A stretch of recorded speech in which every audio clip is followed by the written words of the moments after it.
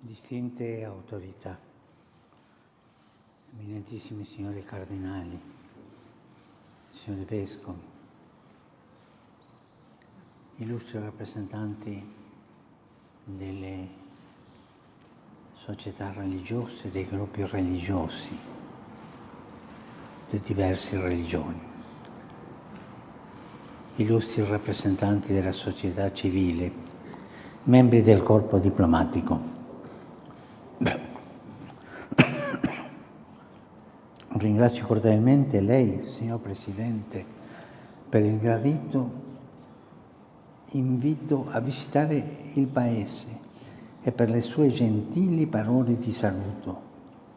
E rivolgo al Presidente eletto il mio più sentito augurio per un fruttuoso lavoro al servizio dell'Indonesia, immenso arcipelago di migliaia e migliaia di isole bagnate dal mare che collega l'Asia e l'Oceania.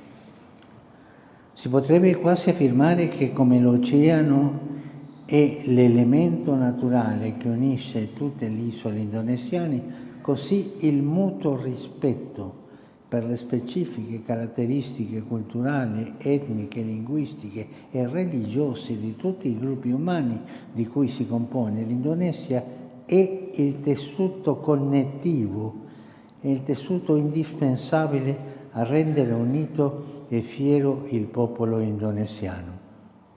Il vostro motto nazionale, Bhinneka Tunggal Ika, uniti nella diversità, letteralmente molti ma uno, manifesta bene questa realtà multiforme di popoli diversi, saldamente uniti in una sola nazione. E inoltre mostra che, come la grande biodiversità presente in questo arcipelago è fonte di ricchezza e splendore, analogamente le differenze specifiche contribuiscono a formare un magnifico mosaico nel quale ogni tessera è insostituibile elemento per comporre una grande opera originale e preziosa. E questo è il vostro tesoro, è la vostra ricchezza più grande. L'armonia nel rispetto delle diversità si raggiunge quando ogni visione particolare tiene conto delle necessità comuni e quando ogni gruppo etnico e confessione religiosa agiscono in spirito di fraternità, perseguendo il nobile fine di servire il bene di tutti. La consapevolezza di partecipare a una storia condivisa nella quale ciascuno porta il proprio contributo e dove è fondamentalmente la solidarietà di ogni parte verso il tutto aiuta a individuare le giuste soluzioni e a evitare l'esasperazione dei contrasti e a trasformare la contrapposizione in fattiva collaborazione. Questo saggio e delicato equilibrio tra la molteplicità di culture e delle differenti visioni ideologiche è la ragione che cementano l'unità. E questo va continuamente difeso da ogni sbilanciamento, perché si tratta di un lavoro artigianale, ripeto, un lavoro artigianale,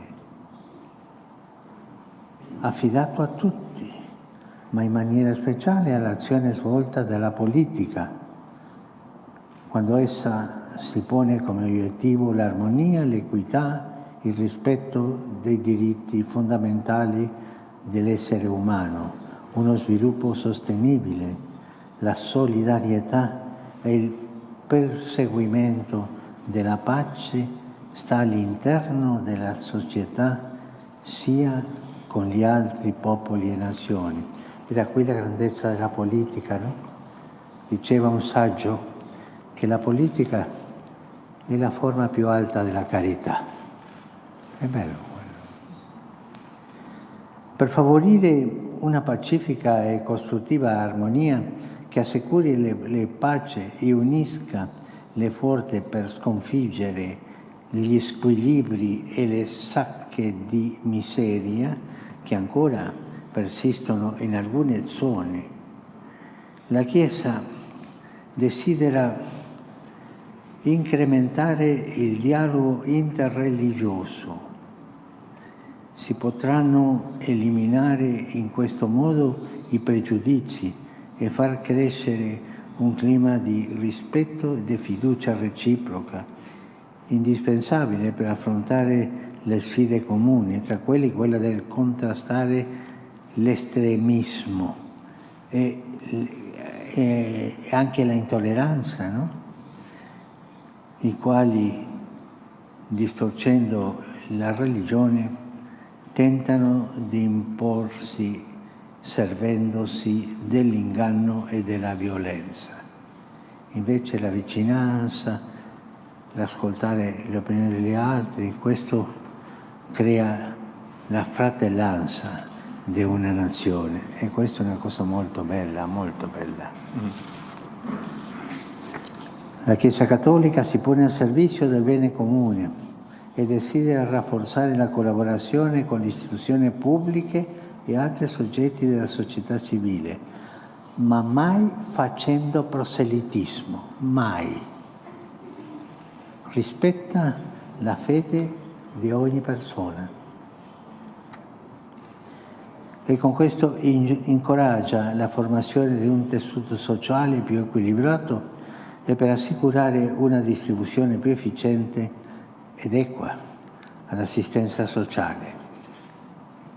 Permettetemi di fare ora un riferimento al preambolo della vostra Costituzione del 1945, il quale offre indicazioni preziose sulla direzione del cammino che l'Indonezia democratica e indipendente ha scelto. E quella è una storia molto bella, quando uno la legge vede che è stata una scelta di tutti, no? Per ben 2 volte, in poche righe, il preambolo fa riferimento a Dio Onnipotente e alla necessità che la sua benedizione scenda sul nascente Stato dell'Indonezia. Similmente, il testo che si apre alla vostra legge fondamentale, a 2 riprese tratta dalla giustizia sociale, auspicando che si instauri un ordinamento internazionale fondato su di essa, considerata tra i principali obiettivi da realizzare a vantaggio dell'intero popolo indonesiano. Unità nella molteplicità, giustizia sociale, benedizione divina sono dunque i principi fondamentali destinati a ispirare e orientare programmi specifici. Sono come la struttura portante la solida base sulla quale costruire la casa. E come non notare che tali principi si accordano molto bene con il motto di questa mia visita in Indonesia: fede, fraternità e compassione. Purtroppo invece si riscontrano nel mondo attuale alcune tendenze che ostacolano lo sviluppo della fraternità universale. In diverse regioni constatiamo il sorgere di violenti conflitti che sono spesso il risultato di una mancanza del rispetto reciproco, una mancanza della volontà tollerante di far prevalere a tutti i costi i propri interessi, la propria posizione o la propria parziale narrazione storica, anche quando ciò comporta sofferenze senza fine per intere collettività e sfocia in vere e proprie guerre sanguinate. A volte poi si sviluppano violente tensioni all'interno degli Stati, per la ragione che chi detiene il potere vorrebbe tutto uniformare, imponendo la propria visione anche in questioni che dovrebbero essere lasciate dall'autonomia dei singoli e dei gruppi.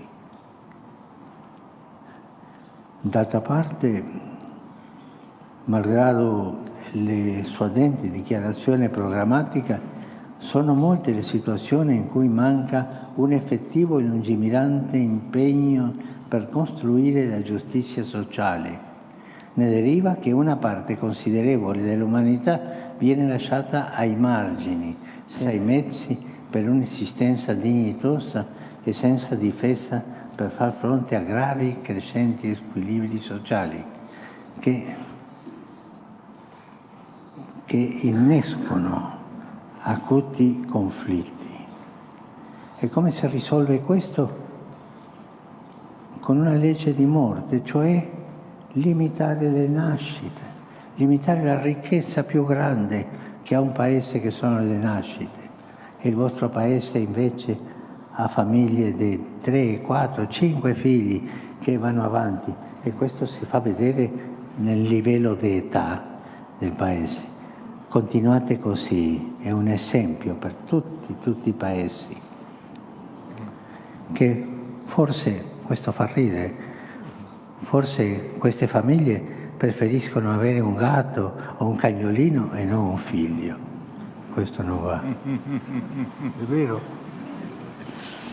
In altri contesti invece si ritiene di poter o dover prescindere dal ricercare la benedizione di Dio, giudicandola superflua per l'essere umano e per la società civile, che si dovrebbero promuovere con le loro proprie forze, ma che così facendo incontrano spesso la frustrazione e il fallimento. Al contrario, vi sono casi in cui la fede in Dio viene continuamente posta al primo piano, ma spesso per essere purtroppo manipolata e per servire non a costruire pace, comunione, dialogo, rispetto, collaborazione, fraternità, il Paese, ma per fomentare divisioni e odio. Fratelli e sorelle, di fronte a queste ombre, rallegra osservare come la filosofia che ispira l'organizzazione dello Stato indonesiano manifesta saggezza e equilibrio. Faccio mie a tale proposito le parole pronunciate da San Giovanni Paolo II proprio in questo palazzo in occasione della sua visita nel 1989. Egli tra l'altro affermò: nel riconoscere la presenza di una legittima diversità, nel rispettare i diritti umani e i diritti politici di tutti i cittadini e nel promuovere la crescita dell'unità nazionale fondata sulla tolleranza e il rispetto per gli altri, voi indonesiani gettate le fondamenta di quella società giusta e pacifica che tutti gli indonesiani desiderano per se stessi e che vogliono trasmettere al proprio figlio.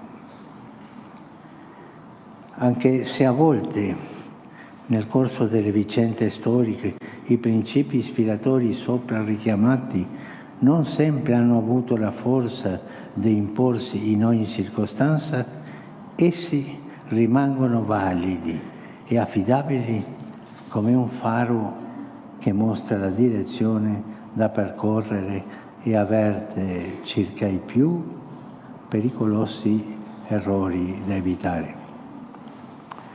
Signor Presidente, signore e signori, auspico che tutti nel loro quotidiano agire sappiano trarre ispirazioni da questi principi e renderli effettivi nell'adempimento ordinario dei rispettivi doveri, perché opus iustitiae pax, la pace è frutto della giustizia, l'armonia infatti si ottiene quando ciascuno si impegna non solo per i propri interessi e la propria visione, ma è una vista del bene di tutti, per costruire ponti e favorire accordi e sinergie, per unire le forze allo scopo di sconfiggere ogni forma di miseria, morale, economica o sociale, e per promuovere pace e concordia.